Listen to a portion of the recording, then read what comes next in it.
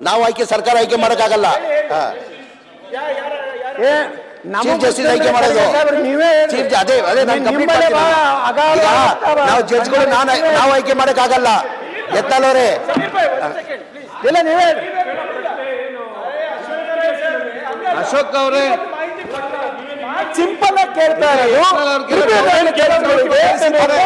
ಮಾಡೋದು ಸರ್ಕಾರ ಅಲ್ಲ ಸ್ಪಷ್ಟನೆ ಕೊಡು. ಅಪಾಯಿಂಟ್ ಆಗ್ತಾರೆ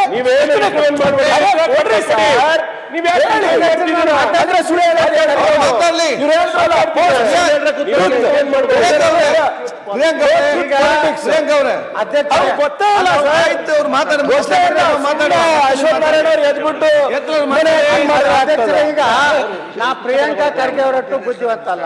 ನಿಮ್ಗೆ ಉತ್ತಮ ಸಲಹೆ ಕೊಟ್ಟಿದ್ದಾರೆ. ಸಲಹೆ ಅಲ್ಲ ಸರ್, ನೀವು ನಿಮ್ಗೆ ಸಹಾಯ ಮಾಡ್ತಾ ಇದ್ದೀನಿ ನಾನು. ನೀವು ಜಡ್ಜ್ ಹೆಂಗ್ ಅಪಾಯಿಂಟ್ ಆಗ್ತಾರೆ, ನಾವು ಅಪಾಯಿಂಟ್ ಮಾಡಿದೀವಿ. ಚೀಫ್ ಜಸ್ಟಿಸ್ ಮಾಡಿದಾರಾ? ಚೀಫ್ ಜಸ್ಟಿಸ್ ಮೇಲೆ ಭರೋಸೆ ಇಲ್ವಾ ಅಂತ ನೀವು ಹೇಳ್ಬಿಡಿ. ನಮ್ಗೇನಿದೆ ಏನ್ ಹೇಳ್ತಾ ಇರೋದು? ನಿಮ್ಮ ವಕಫ್ ಆಕ್ಟ್ ಏನಿದೆ ಹೇಳಿ ಸರ್. ನೀವು ಗೊತ್ತಿಲ್ಲ, ನೀವ್ ಹೇಳಿ. ವಕ್ಫ್ ಮೆಂಬರ್ಸ್